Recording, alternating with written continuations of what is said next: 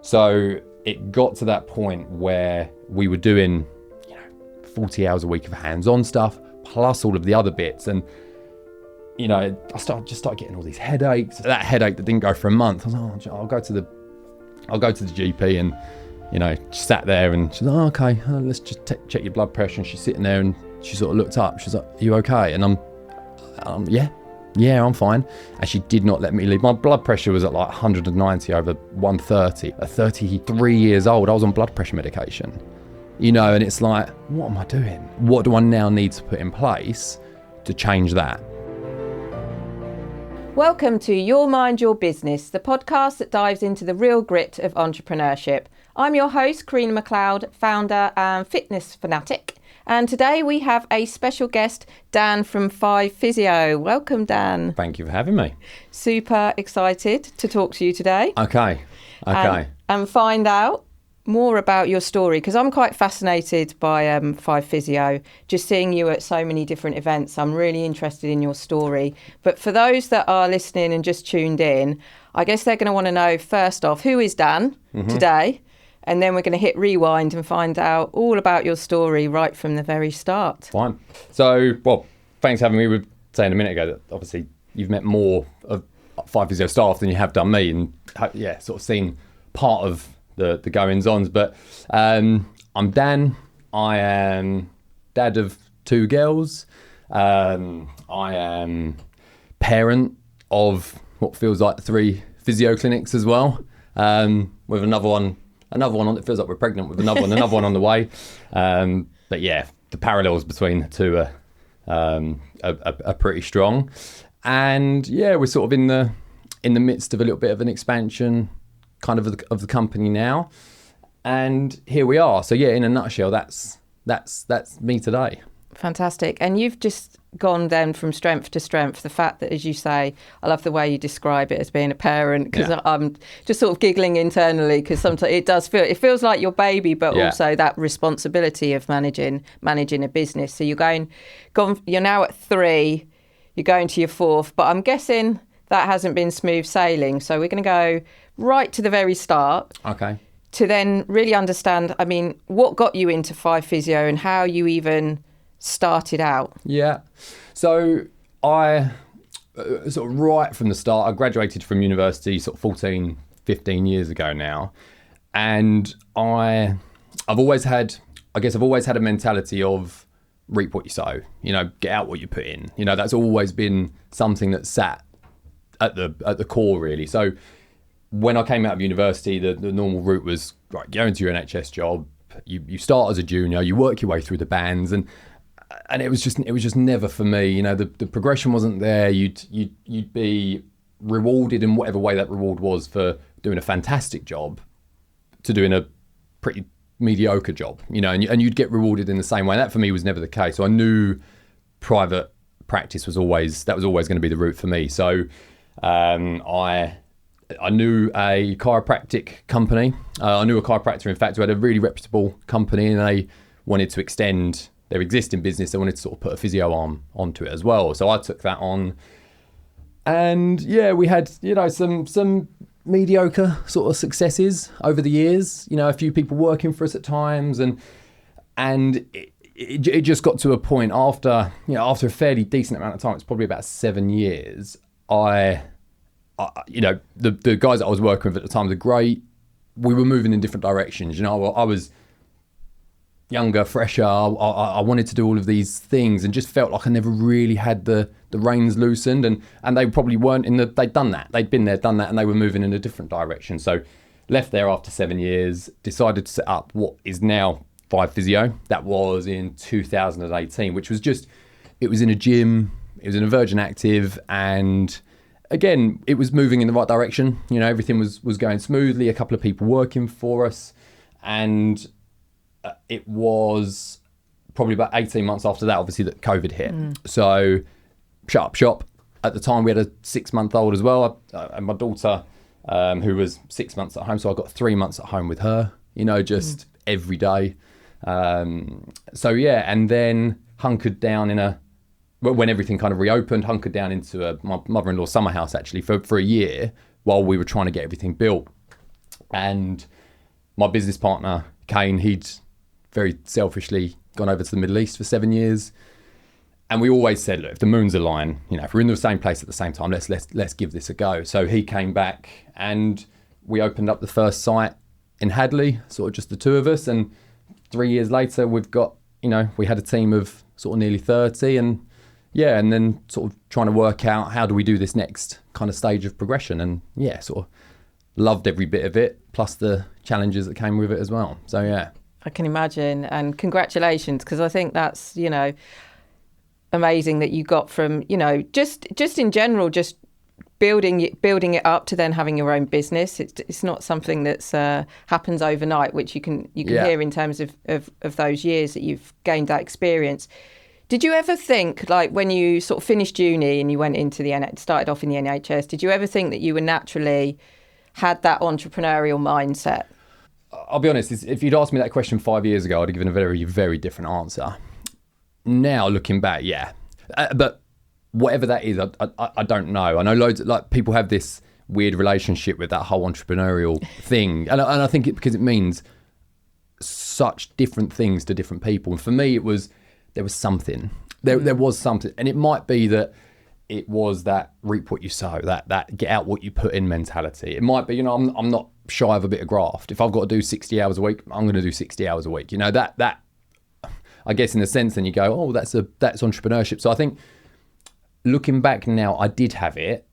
I just needed to tap into something a little bit more and properly work it out for myself before I could offer it out to anybody else. And that experience that was probably 5Physio was already a thing when that happened. I was just ticking along, doing probably what I was doing for the previous 7 years, and something changed. And that something was a proper understanding of that question. It was a proper understanding of what is it? What is that thing? And if I can tap into that and understand it myself, I can absolutely help other people. And realizing that then allowed me to scale kind of what we're doing now, because ultimately there's no way I could do it without other people. I couldn't do it on my own. Mm-hmm. But if you'd asked me 5 years ago, I'd have gone, I could do this on my own. Yeah. But totally different responses.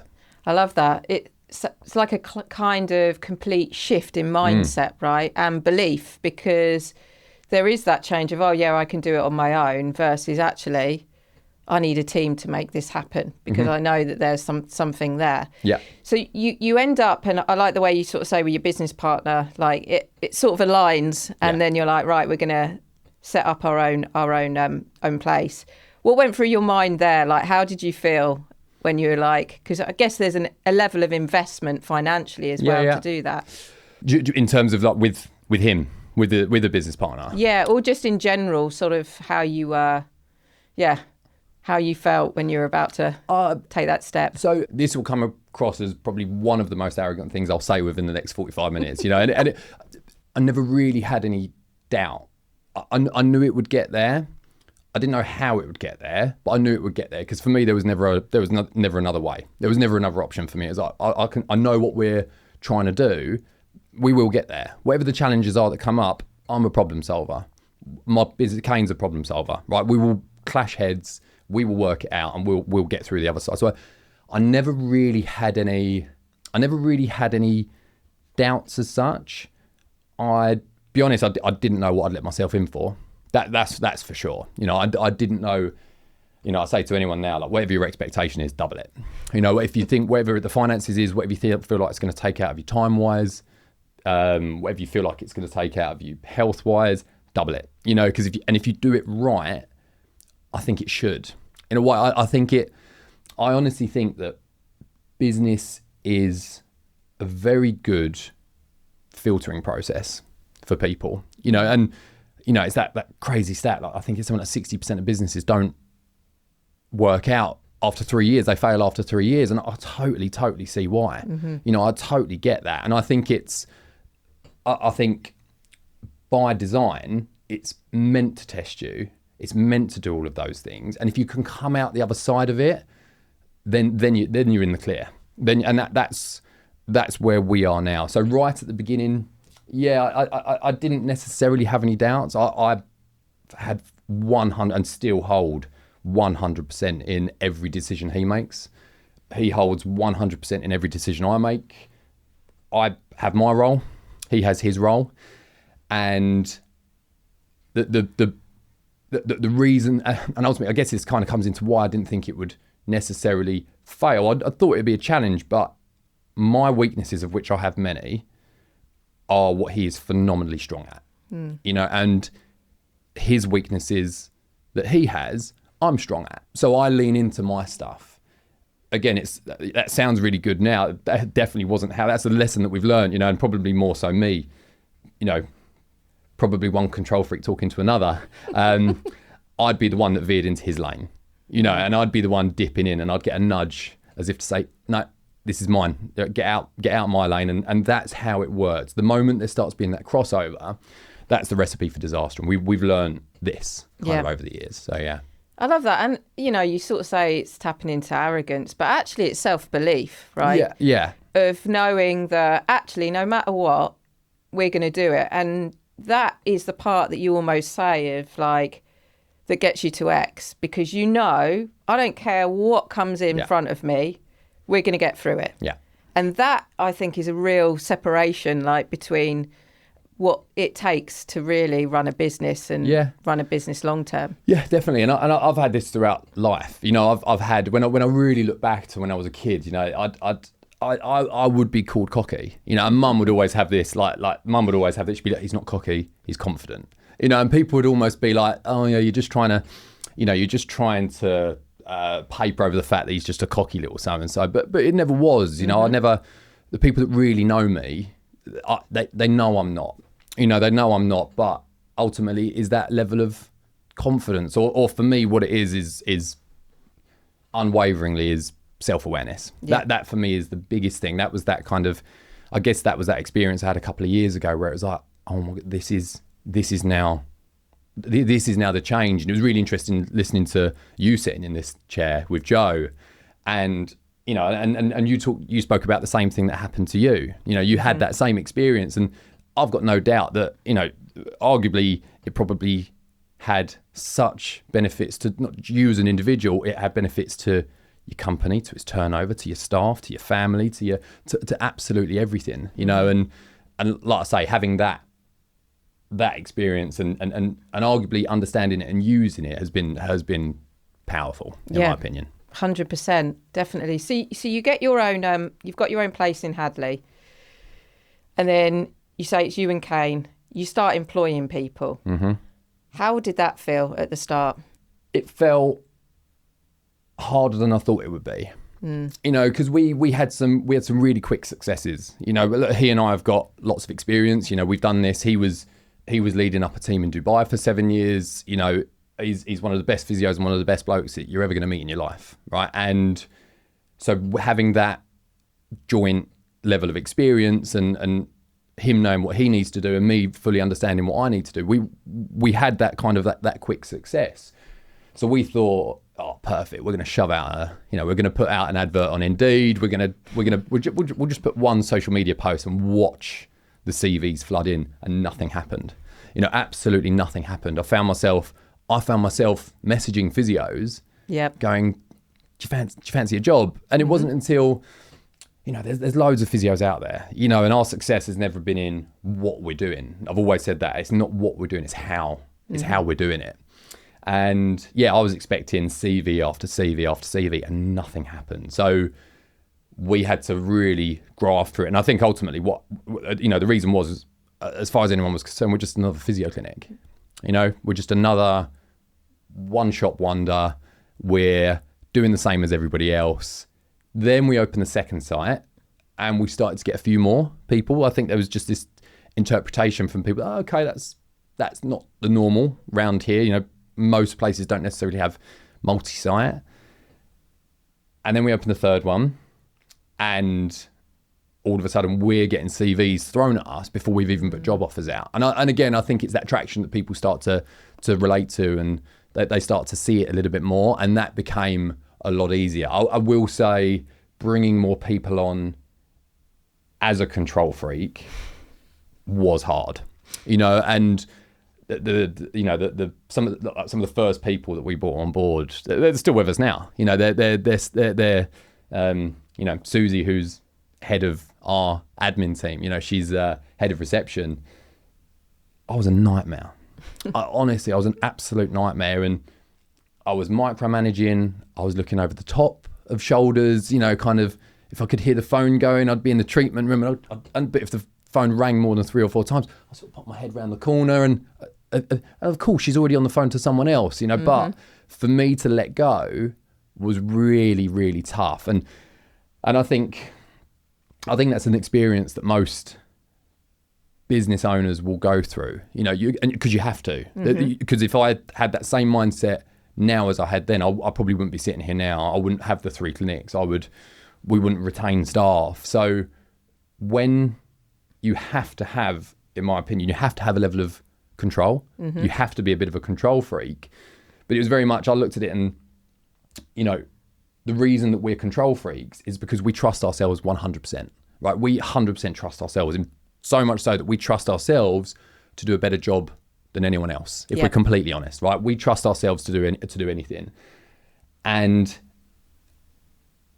I then kind of realized that actually, if I truly trust myself, I have to trust that I've picked the right person, right, for the right role. Because indirectly, if I am micromanaging, what I'm basically saying is I don't trust myself. And that didn't align, you know, that didn't kind of sit right. So it forced me to take a back seat, which then made that person thrive, because you're not going to get anything standing over the top of them. You're not going to get anything micromanaging. So when I kind of took a step back, watched them thrive, it's like, yeah, what am I doing? And again, that was where I started delegating. Yep. You know, and so much so it feels like tennis, you know, something hits my desk and I'm like, nope, that's not for me. That person's far better suited for that job. This person's far better.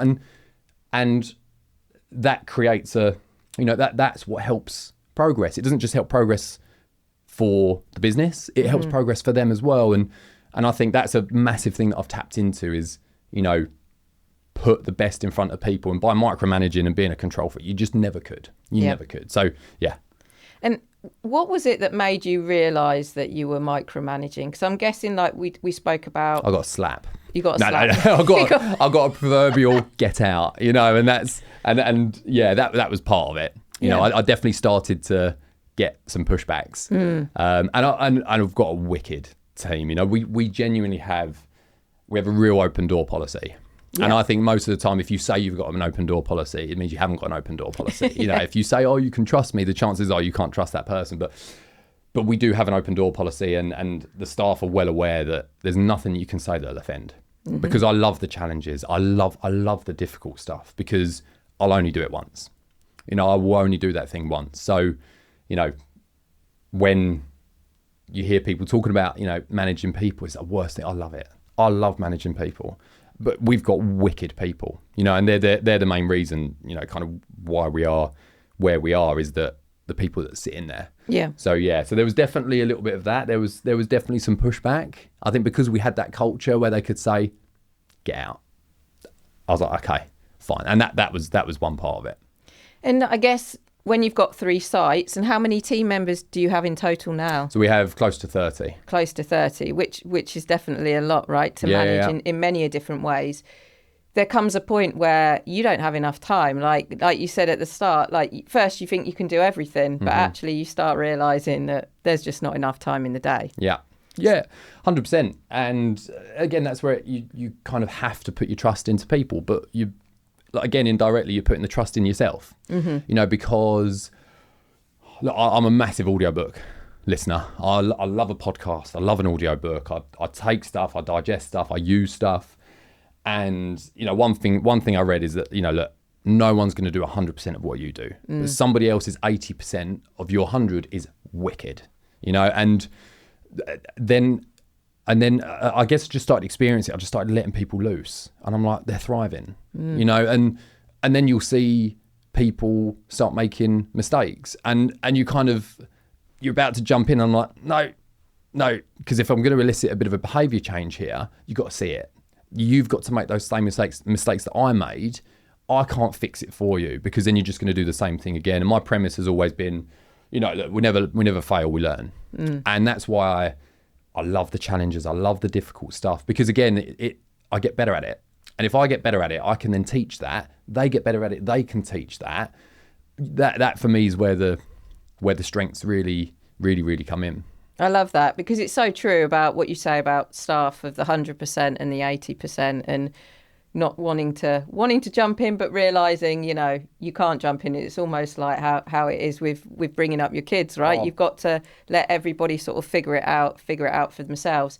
You strike me as somebody that, as you said, you love a challenge, that's got this real sort of go-getter approach.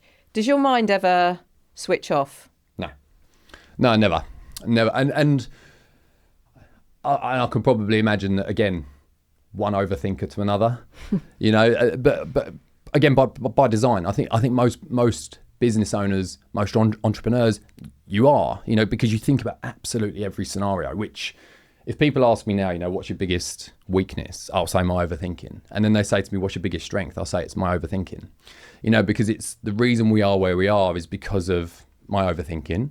But the reason that I can't sleep at night and I'm thinking about something while I'm reading my kid while I'm reading my daughter her bedtime story, I'm still thinking about something I'm not present in the book is because of my overthinking as well. But, you know, again, I've got a real theory around that. You know, my perception is I don't think we overthink. I think that a lot of people might underthink, you know, and because if you don't, overthinking for me is a real power when you harness it, because you can use it to your advantage. You can get yourself out of any situation. That's what I've always done, is that I love the challenges because I'll think our way out of it.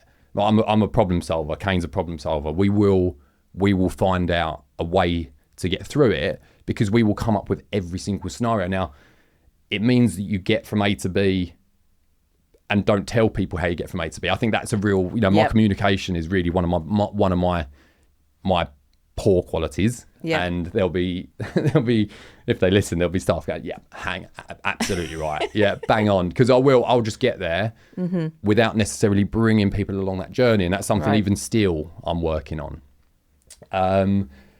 But yeah, so my mind never switches off. You know, it never switches off. It's my wife said this a little while ago. I was daydreaming. I was just staring out into space, and she went, "What were you thinking about?"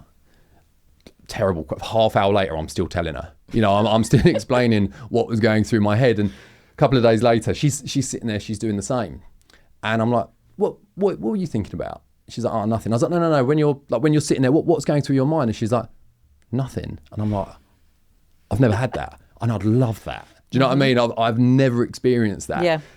Which is the reason that me and her, you know, one of many reasons why me and her work so well. So but never switch off. And I can completely relate to that. And some of the things that you said, I've kind of like, right, I almost want a notepad to write that down, like the underthinking and overthinking, because it is my strength and my weakness as well, right?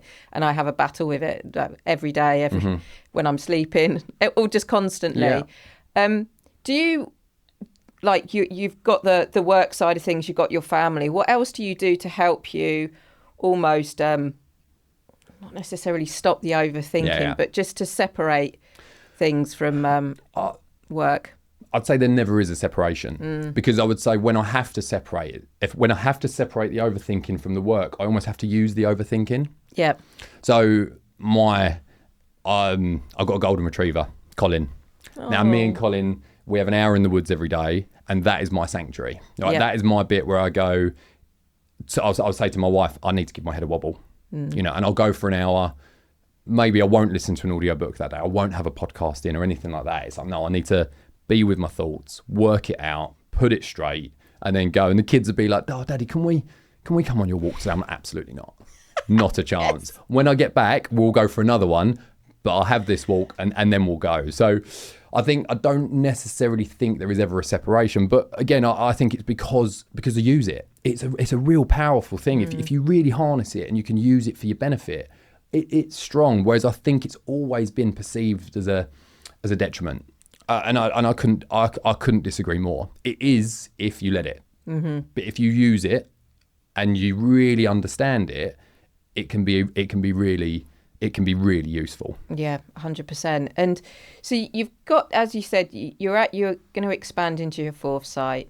If you go and reflect back on that journey, what would you say is the biggest challenge that's just kind of knocked you, potentially more than you ever foresaw? I'd say the biggest challenge was when we went from 1 to 2. When we opened up our 2nd site, that was by far the biggest. That was the biggest kind of business challenge in a sense, and a bit of a personal one as well, because I think to start the business, you've got to be in it. Yep. Right, and you've got to be in that business.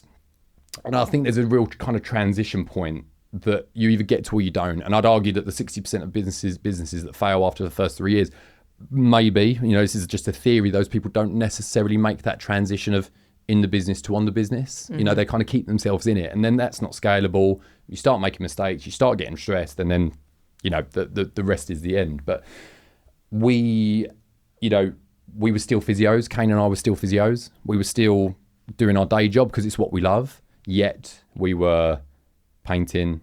We were, we were putting up plasterboards. We're treating backs. We're taking the kids out because that was a non-negotiable for both of us. It's like the one thing that is not going to suffer here is family.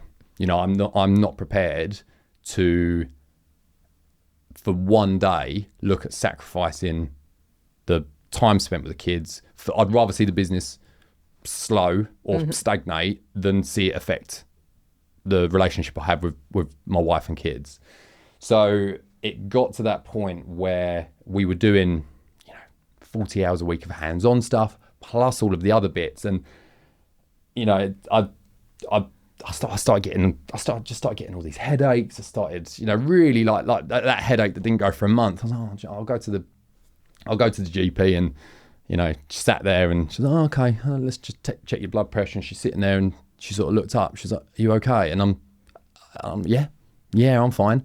And she did not let me leave. My blood pressure was at like 190 over 130. It was something, but I was fine. And I'm not saying this as a sob story, but at 33 years old, I was on blood pressure medication, and it's like, what am I doing? But again, it was like, great, because I now know the signs, and I'm going to stay on this blood pressure medication for, I think it's like a week or something like that. Yeah. And I'm like, right, I'm going to use this to get myself out of it. What do I now need to put in place to change that? And my wife would be the first one. She was massively concerned, really, really concerned. She's always had kind of like unwavering faith in what I'm doing and trust in what I'm doing. But it was like, look, I know where this is going. I know what I need to do. Trust me, and I will get there. And she'll be the first one to tell you that probably she didn't believe it at the time because it was quite bad. But we're there, and I've probably been. This is probably the least stressed I've been, but the most 5Physio's ever had. Yeah, that makes sense. I feel like as the company's growing, my stress is diminishing. My workload is getting a little bit less, and ultimately, for me, it's how can I make myself redundant to this place? Yeah, how can I? And I can't do that without people. Yeah. So yeah, that's really interesting, and I like the way that you look at that, though, in terms of that was a learning, right? And that was a pivotal moment, I guess, from that point of when you learn to delegate. Was that pivot? Was it? Because you mentioned sort of at the start about that. Yeah, it was. And for me, it was more. I genuinely don't know what it was, but it was the day and this is going to sound really fluffy, but it's the day I properly worked out my why. The day I sat there and I went, what is my why? And and I can't tell you what it is. It might have been a conversation I had with someone. It's probably my mum. It's probably a conversation I had there, but it's something clicked. And it might have even been, I think we might have even been talking about like motivators and, what really gets people going. I was like, I actually don't really know mine. And I don't think many people truly do. I think if you really tap into it, I genuinely don't think many people do. But having that sort of level of self-awareness, I realised, and everything fell into place. Yeah, like everything. I was like, because my motivator now, as I found out at that time, is growth and development. I love it. And then all of a sudden, it was like, oh my god, it's so transferable in everything. I love watching. It's probably the reason I got into physio. I love watching people get better. I love I love watching our staff develop. You know, when we take them on as real fresh, some new grads, and then I look at them 6 months later and I'm like, oh, I'd put you up against any senior physio in the NHS and you'll walk all over them. I love that. I've got mates of mine who, you know, they don't want their kids to grow up. They love them as they are the age now. And I'm like, oh no, I love watching them. I love watching them do the next thing. And I'm excited for where they're going to go. Yes, you know, they are absolute, you know, they are lovely as they are. I can't wait to see what, so all of a sudden it made sense. And not just what we're doing, it's what I've done. Yeah. You know, and then having that meant I could then do it for someone else, because I do think without that, I genuinely believe that any manager, any leader, you cannot manage or lead people effectively if you can't manage and lead yourself. Yeah. You know, that level of self-awareness. And I didn't have that. And I was probably at times I was putting square pegs in round holes, and I was asking stuff of people and they're just saying yes because it's me asking, and they weren't thriving. I'm like, why is that not happening? And again, even then it just ticked. It was like, that's not where they're best suited. And the moment I then sussed out for each individual, that's one of my main jobs, is like find out what makes you tick, because I'm going to put that in front of you. Because if you are happy in your job, that's going to translate over to your patient. That's going to translate into your team. You know, that I'm as much of I call myself like a cultural architect at times, because you build it, but you can't do that if you are giving people stuff that they don't really want to do, stuff that doesn't make them thrive. And I don't think enough managers or leaders necessarily have that ability themselves to lead others. And I think that most, you know, you look at big organizations, big conglomerates and stuff like that, I think that management is passed on to people through tenure. Yep. You know, it's just passed on to people through, you know, time that they've been at a company. And I can't see that. I can't see why or how that works. The only thing I can think is that, you know, if you were to put people's motivators ask them to actually put them down in a list, I think that money and finance, because I've got people who time is their motivator. Yep. Status is their motivator. You know, being part of a team is their motivator. Success is their motivator. I don't think anyone, maybe a couple, is financially. And I think for most people, you'd say, what is your motivator? And go, it's money. It's not. It's once you really tap into it, you go, it's absolutely not. But for big organizations, if you put people's top 5, finances would sit in there, but it might be 4 or 5, it might be 3 or 4. So what big organizations do is they'll say, right, okay, we need literally biggest bang for buck. Right, money sits on every single one of them, pay rise and bonus. April comes round, that's what motivates our staff. For a day. Do you know what I mean? By the time they've taken out that new gym membership or they've got the new car, that's it, you're back onto next year. And I think that genuinely you'd have happier staff with better environments if you actually put people's motivator right in front of them. 100%. And if you and it would save you money. You'd have a better culture. It is 100% the thing that's made us thrive. And that for me was the turning point. And that's something that is integral to what we do now, is I'll find what works for you, and I will try and make that happen. Which is fascinating, because I can see that as well. You know, that sort of stands out when you meet different members of your team, that they enjoy what they do, they love what they do, and they're proud to work for 5Physio, which is something you've obviously done a great job in building, that culture, which is great, and the leadership. But in fairness, I will say that only comes down to them as well. That only comes down to them. You can lead a horse to water. Do you know what I mean? And they'll choose whether they decide. You know, so we've got very good at recruiting. And we can always see that in that interview process, you know, we've had phenomenally reputable, experienced physios sit in front of us, and me and Kane are like, no, it's just not going to work. But we've got fresh new grads that were like, you've got that thing.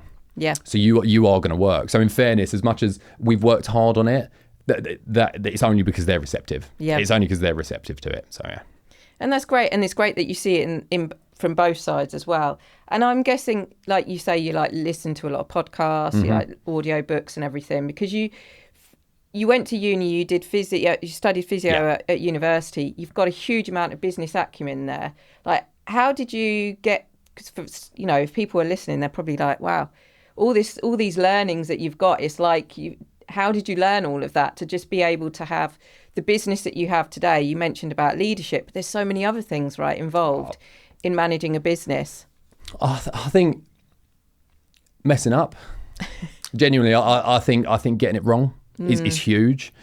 But getting it wrong once, I hold myself so accountable, because you're right. There's so many different. We could talk for hours about this. It's vulnerability, it's accountability, it's responsibility. All of these kind of buzzwords that encompass an entrepreneur, I guess, or a business owner, whatever.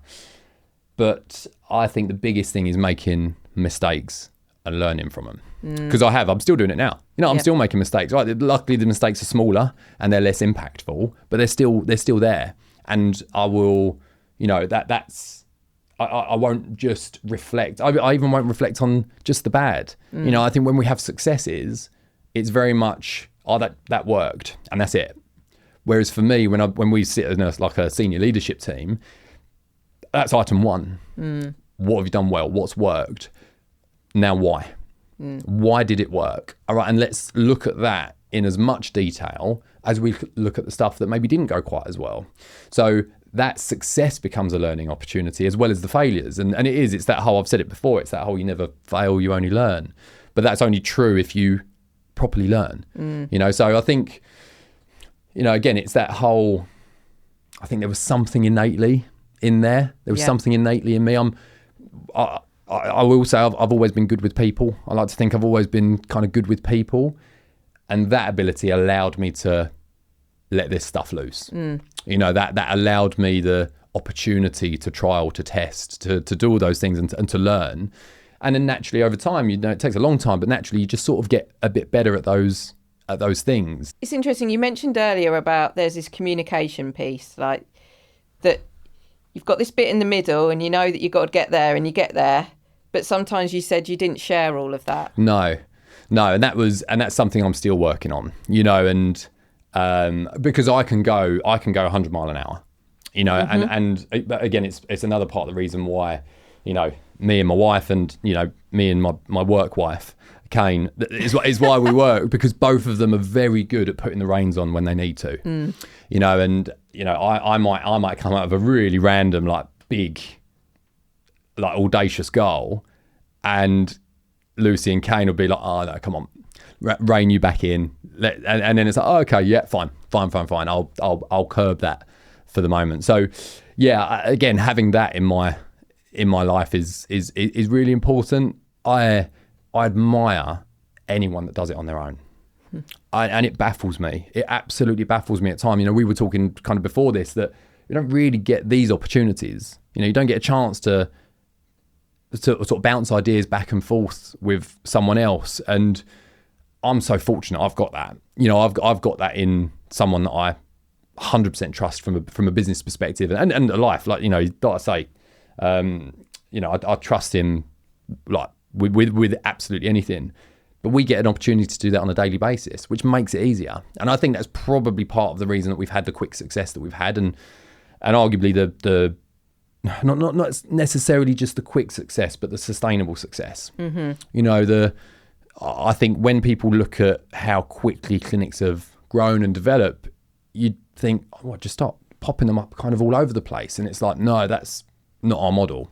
Our model is that we build something that we can walk away from, because our culture, our ethos is embedded in that, in that premises' DNA, that we don't have to be part of it, because I've got a great leadership team. I've got great team leads. I've got great staff. Our receptionists, our admin staff are just some of the best people that you're going to meet, and that for me is, that's a huge factor as to why it works. Yeah, definitely. And I think that, as you say, just being able to have different people that you can then lean into is so important. And, you stand out from other physios.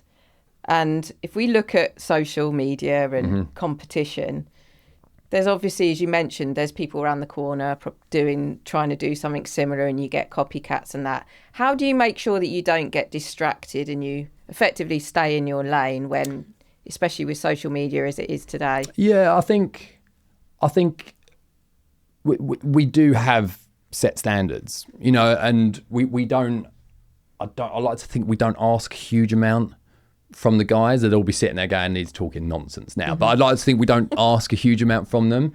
But look, I think competition is so good. Being aware of competition is so good, you know. And Kane will, you know, he'll be the first one to say, I know what every other physio's diary is like.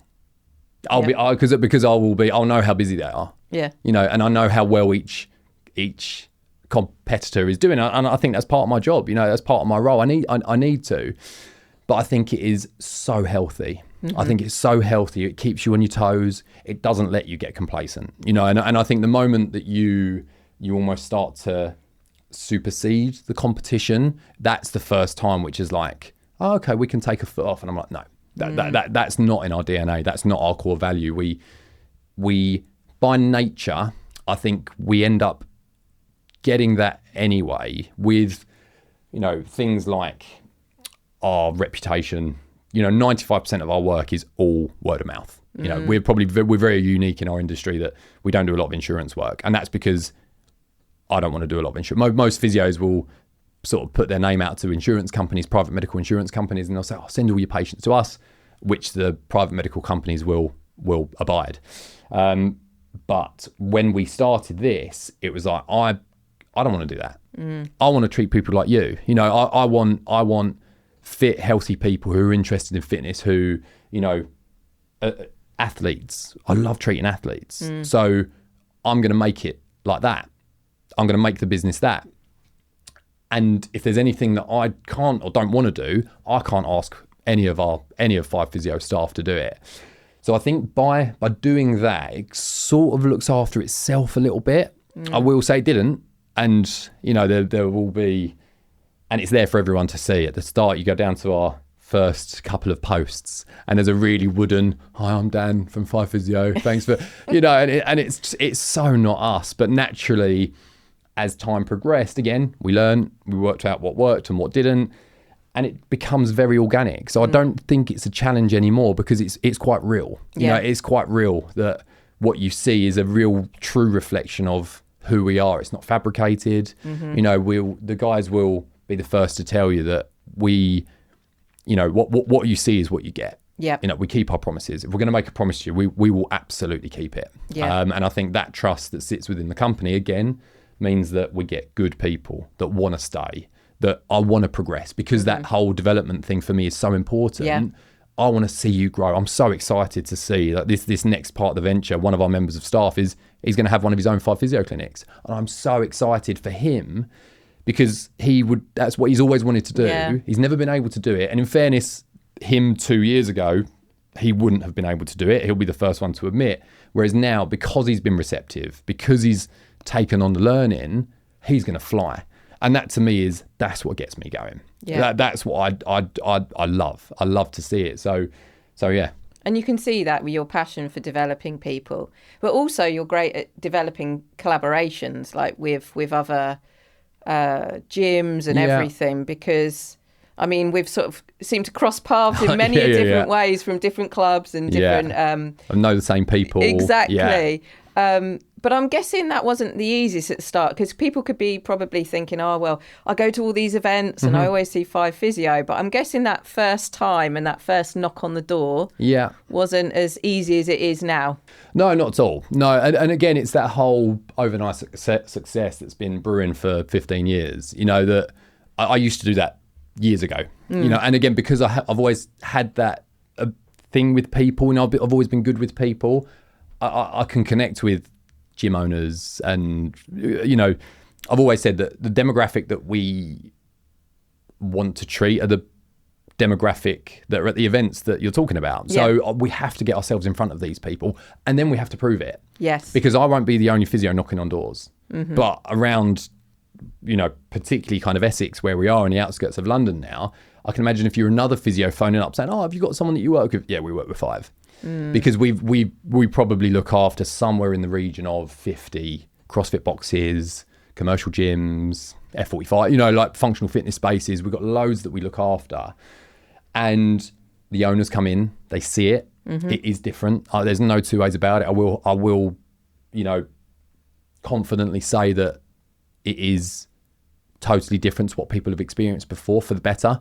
You know, we love biomechanics. You know, and I'm a big marginal gains guy. I'm a big 1% theory, and you're in that category as well, right? If you want to knock 30 seconds off of your 5K, that's a massive number to you, right? Yeah. That's a big chunk that you want to knock off, and I'll find ways to do it, because I'm like, right, I'm going to functionally make you that little bit better than you were yesterday, so you're going to achieve. And again, it falls into that whole development, that growth, that thing that I'm passionate about.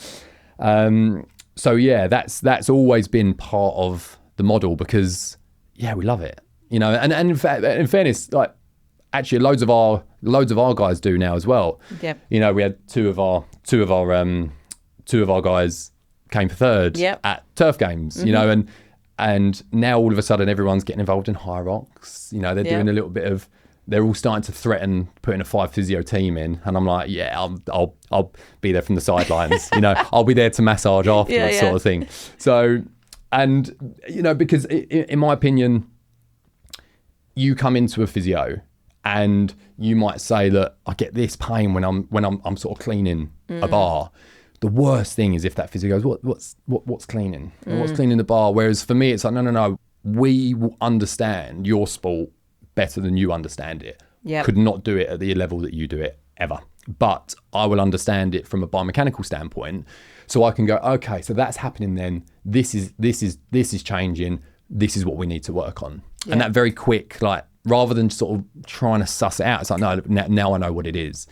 So, you know, our CPD, our training sessions are very active. We did a 45-minute high rock session a couple of weeks ago, and it absolutely ruined me. Love that. You know, absolutely ruined me. But it ruined everyone else. But I want you to feel what that person's coming in with. I want you to experience it. Yeah. Because that empathy that you'll then have, you know, that another buzzword that, you know, again, we could talk about it for hours, but that empathy that you're now going to have is absolutely going to translate into the person that's sitting in front of you. Yeah.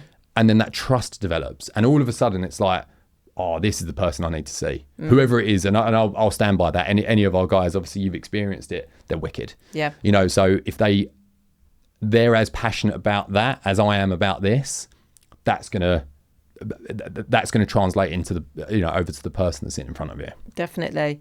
And I love, you mentioned people means a lot to you, right? But having people also means a big responsibility as well, you know, with payroll and everything, and you always want the business to grow. And it's almost like you want the business to grow to give the opportunities, right, as well, so you can maintain or retain your staff. Do you have, we talked about overthinking and sleepless nights. Oh, well, kind of. I think we touched on sleeplessness from the overthinking. But do you have sleepless nights or anything sort of more from that responsibility or weight that sits on your shoulders as a business owner? 100%. Firstly, I'll be honest, I've never looked at myself as a business owner. I use the word, I don't see it like that, but I see myself as, I basically work for 5Physio. That's how I've always seen it. I you know, very rarely, I've probably said it a few times here, but maybe for effect, I don't see it like that. I work for 5Physio, but I have full accountability. Probably too much at times. I think it's fair to say that over the years, I've had too much accountability. But, you know, I'll have you know, if a patient, luckily we genuinely don't get many of them, but if we have a patient complaint, you know, it might be in a clinic that I've not been to for a couple of weeks, or it might be it's with someone that, because of diaries, I just don't see them. But if a patient has a complaint against another member of staff, that's on me immediately. I take that personally, because I've either not trained that person correctly, I've not instilled what we need to instill there. You know, I never point fingers out. I'll always say, no, that's on me. What can I do to change that? And yeah, so I feel a huge amount of responsibility and accountability. And yeah, again, that's I think as much to as much to a strength as it is a detriment as well. Yeah. And does that, I guess, impact your weekends and just that ability to be present? Yeah, it does. And this is something that, I talk to our senior leadership team about, and it's like, look, when it goes wrong, it's your fault. But when it goes right, that is absolutely your fault as well. Right? So you get as much of the credit as you do for the negative stuff as well. That's the bit we can't forget. It's like when it goes wrong, that's you. But when it goes absolutely right, that's all you as well. And I think naturally over the years, you get more of one than you do the other. You get more of the, that's wicked. Yeah. And you thrive off of that, So I guess without just sitting here saying, we just get better and better and better. We genuinely do. So actually the successes become greater as the failures become less, which means that whole taking over your weekends, I genuinely, I don't have that as much anymore. Yeah. I miss one bedtime every 2 weeks now. And that's it. I'm there for every bedtime for the kids, and that's and because I'm more accountable for them. Yeah. I'm more accountable to them than I am the business. I'm as accountable. I don't know. But I am fully accountable to my family as well. And I love that. I love that you've got very clear boundaries there, which is definitely something that's really important. And before we wrap up, it's been fascinating hearing your journey, because there's really been you've tapped on a lot of leadership, but also personal growth, and you've got really strong self-awareness. If you were to go back to the start and speak to Dan, he's just about to open up Hadley. Yeah. Is there any sort of different piece of advice that you would give him to do things differently? Genuinely, I wouldn't say a word. Of all the things that I am best at now are the stuff that I've lived, experienced, messed up and learnt from. All the stuff that I'm bad at is probably the stuff where I've just followed advice, because it doesn't mean anything. I don't live it. I don't get to know, why does that matter? Because if I just follow someone's word for it, I'm never going to get that growth. I'm never going to get that matter. Do you know? And so actually, I genuinely, I wouldn't. No, I wouldn't say a thing. I love that. Yeah, I wouldn't say a word. I love that, because that just really highlights the whole importance of that journey. A journey with no regrets, because you learn from those experiences. And I guess your whole journey has been about learning and not always getting it right, but being able to put your hands up to that. Yeah, definitely. Yeah, and take the successes, never, I've never not taken the successes on as well. I talk about success and stuff like that. Obviously, it means very different things to different people. And mine is, mine's always, I've got two things that sort of encapsulate that quite nicely. And the first one, actually, I told him this the other day. I've never told him, and I actually don't think I've really told anyone. I've probably told one other person this as well. But the first bit is, the thing that makes it successful is the day our first physio, who still works with us now, the day he got his mortgage and he got his keys to his first house. That was wicked, right? I cried. I had a little tear, because that for me was everything. And then the second thing is, when my kids wake up of a night time, they still call daddy. When they hurt themselves and they bang their knee, it's daddy. And that for me is the two successes. I've been able to do that for someone else, that they can grow and develop and get their first house, and the kids still want me. That for me, they're my two big ones. I absolutely love that, because there's so many things there, right? You've been able to create a business from scratch that's successful now, that you're in 3 locations going into your 4th, which to a lot of people listening, they'll be like, that's the success. But actually, then we start going into other parts, whereas success for you is what you've been able to give back to people, being able to have a job where they can get a mortgage, or a job where they've seen that growth and they can then go and run the next site, know, seeing that growth. And then you've got this other part that you say of being dad and being seen as being dad, right? You're there, you're around your children. It's not that you're just constantly in the business and not around. So I love that, because for people that are listening, success isn't just about getting your business from A to Z or hitting a certain number, which is what is misleading these days, as in that seems to be the focus. The fact that you've seemed to have gone through this journey and managed this lifestyle balance as well is amazing. So I think huge congratulations to you for not only getting the business to where it's at, but for being able to really understand your why and that almost that purpose as well. Yeah, definitely. And that, you know, that whole that whole success thing is, you know, like, you know, without sounding fluffy about it, you know, most successful person I know is my dad, and he drives around in his van. He fixes domestic appliance and hoovers and stuff. He's got Dave, domestic appliance vacuum engineer Dave, a little bit of free advertising. He gets that on the side of his van, and there's not one person that will have a bad word to say about Dave. And if you have, you're talking about the wrong one. You know, he goes on loads of holidays. He's got a fantastic relationship with his family, with us. We have a brilliant relationship, and he's a one-man band, and that is success. And same as, you know, and same as, and this is part of it, I come from very good stock. Mum's the same, you know, her success, because she knew all of this. She's very, very self-aware.